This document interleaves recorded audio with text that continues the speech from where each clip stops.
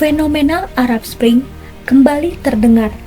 Ini terkait kondisi geopolitik dunia yang tidak stabil saat ini yang memicu krisis di beberapa negara. Arab Spring sendiri merupakan suatu situasi politik di mana kekacauan sosial dan penggulingan pemerintahan terjadi beruntun di kawasan Arab.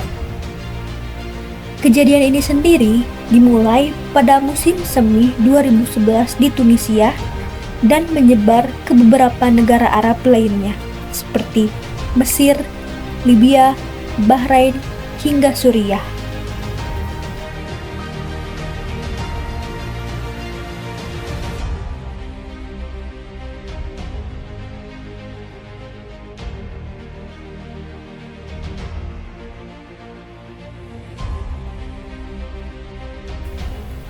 Fenomena Arab Spring terjadi awal mulanya di Tunisia.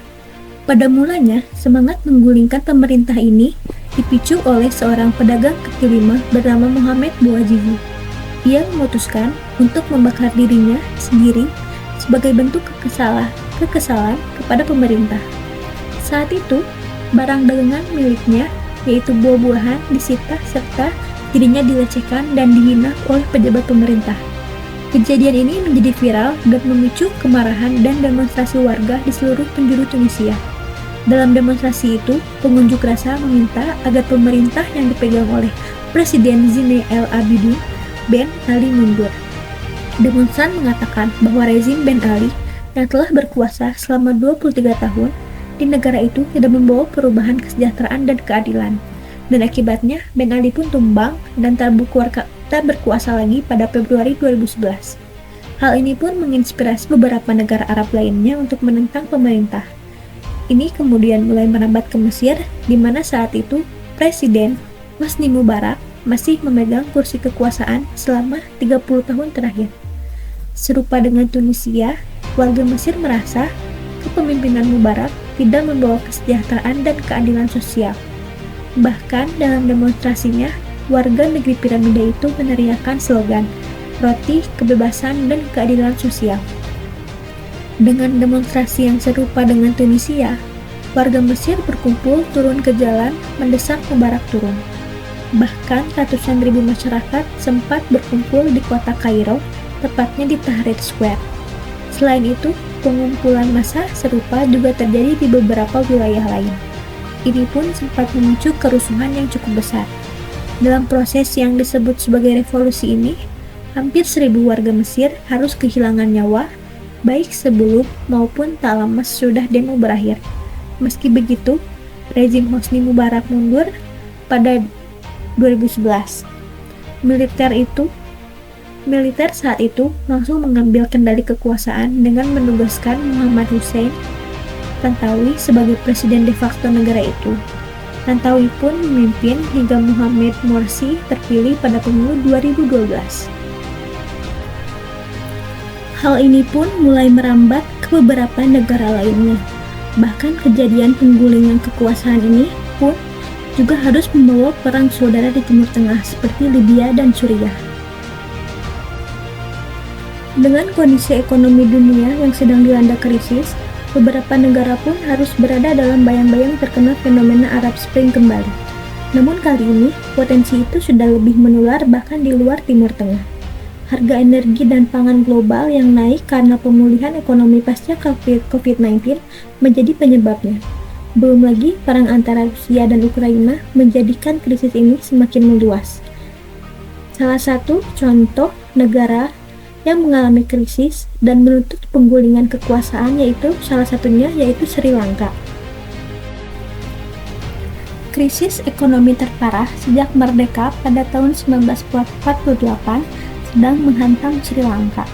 Negara yang berada di Asia Selatan ini kini dilaporkan gagal membayar utang luar negerinya senilai 51 miliar dolar atau setara 732 triliun rupiah. Krisis di Sri Lanka ini sudah merebak sejak Februari tahun 2022 lalu. Krisis ini ditandai oleh habisnya devisa negara diikuti oleh inflasi tajam. Ketergantungan impor menjadi salah satu penyebabnya.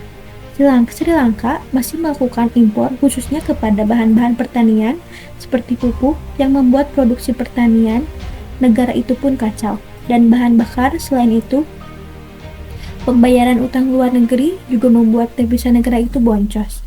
Beberapa negara yang meminjamkan uangnya kepada Sri Lanka adalah Cina dan India. Hal ini membuat warga turun ke jalan dan membuat Presiden Sri Lanka Gotabaya Rajapaksa mundur.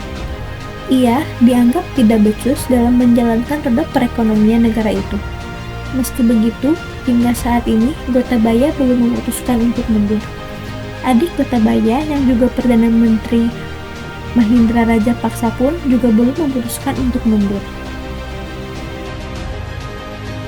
Ada beberapa faktor yang mempengaruhi peristiwa Arab Spring, antara lain ketidakpuasan terhadap rezim otoriter, revolusi digital dan media sosial, pengangguran dan ketidaksetaraan ekonomi, demografi, faktor sosial, dan juga adanya pemicu peristiwa.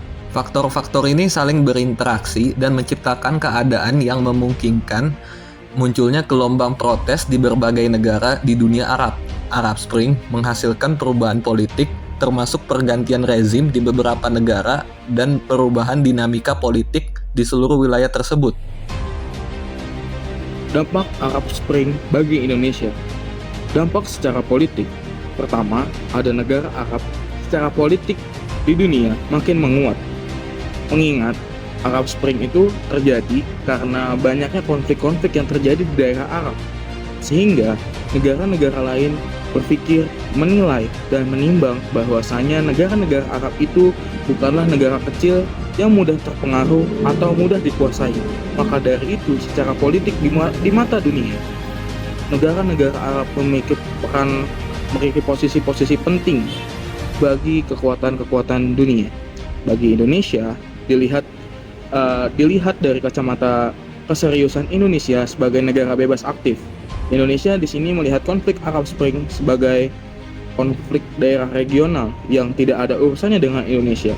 Maka dari itu, dunia internasional melihat Indonesia dengan politik bebas aktifnya, melihat keseriusan Indonesia tetap bebas aktifkah atau bahkan memihak salah satu pihak dari negara yang berkonflik. Tapi nyatanya, Indonesia tidak memihak salah satu dari negara-negara yang berkonflik. Yang ketiga, ada tetap bekerjasama secara politik, ekonomi, bisnis dengan negara yang berkonflik. Misalkan negara Mesir berkonflik dengan negara Israel. Mereka saling berkonflik, namun Indonesia tetap bekerjasama secara perdagangan dengan Mesir dan secara perdagangan tidak resmi dengan Israel. Kemudian secara ekonomi, ketika Arab Spring terjadi, harga minyak sangat tinggi. Waktu itu Indonesia masih menjadi negara pengekspor minyak yang mengakibatkan dampak yang positif bagi Indonesia, yaitu minyak menjadi barang yang mahal, dan alhasil Indonesia mendapatkan keuntungan dari hal tersebut, menjadikan Indonesia kaya akan hasil minyaknya yang dijual ke luar negeri. Karena negara-negara pengimpor minyak tidak mau atau bahkan dilarang untuk membeli minyak kepada negara-negara Arab ketika Arab Spring awal-awalnya terjadi. Kemudian ada perdagangan terus berjalan walau negara mereka saling menyerang. Semisal ada negara Sudan atau negara Libya yang sedang berkonflik, tapi Indonesia tetap berjalan bisnisnya, perdagangannya, karena tidak ada urusannya dengan urusan Indonesia. Tapi secara bisnis mereka tetap bersama dengan Indonesia, dan Indonesia mendapatkan keuntungan dari hal itu. Karena balik lagi, Indonesia adalah negara bebas aktif. Yang terakhir ada investasi negara Arab ke Indonesia. Karena negara Arab saling berkonflik, akhirnya negara Arab tuh saling curiga, dan tidak mungkin dong negara yang dicurigai malah diinvestasikan oleh negara yang saling mencurigai. Oleh karena itu, negara-negara Arab melakukan investasi di luar kawasan Arab. Salah satunya contohnya negara Uni Emirat Arab yang berinvestasi besar ke Indonesia pada tahun 2019-2020. Kemudian secara sosial budaya, karena Indonesia tidak masuk ke dalam konflik dan memegang teguh rasa damai, maka tidak ada permusuhan negara-negara Arab ke Indonesia. karena Indonesia memegang teguh rasa damai sesuai dengan Undang-Undang Dasar 1945 dan Pancasila sebagai dasar negara. Kemudian karena Indonesia dipandang secara politik yang sangat tinggi oleh negara-negara Arab, maka mahasiswa Indonesia yang berkuliah di Timur Tengah dijamin keselamatannya oleh negara, baik itu negara yang mereka sekolahi atau mereka kuliahi, maupun negara asalnya yaitu Indonesia sendiri bertanggung jawab penuh terhadap mahasiswa Indonesia yang berkuliah di sana.